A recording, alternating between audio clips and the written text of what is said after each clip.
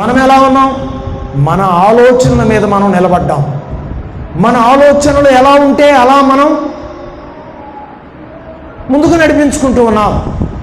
అంటే మనం నిజముగా దేవుని మీద విశ్వాసంతో నిలబడిన వారమేనా గమనించాలి.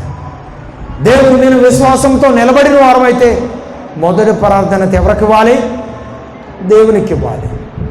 ఈరోజు మనం ఏం చేస్తున్నాం? మనం ఎవరినైతే ఎక్కువగా ప్రేమిస్తున్నామో వారికి మొదటి ప్రాధాన్యతలు ఇస్తున్నాం. కానీ దేవుణ్ణి మనం రెండో స్థానంలో ఉంచుతున్నాం. అప్పుడు మనం పరిస్థితుల మీద ఆధారపడిన వాళ్ళమా, దేవుని మీద ఆధారపడిన వాళ్ళమా? ఖచ్చితంగా పరిస్థితుల మీద మాత్రమే ఆధారపడిన వాళ్ళం. అలాంటి వారు దేవుని ఎదుట కడవరకు నమ్మకస్తులుగా నిలబడలేరు.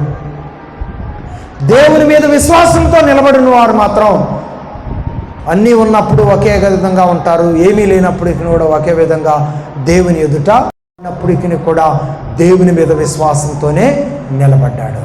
యోబు గారు పరిస్థితులను బట్టి దేవుని మీద ఆధారపడలేదు.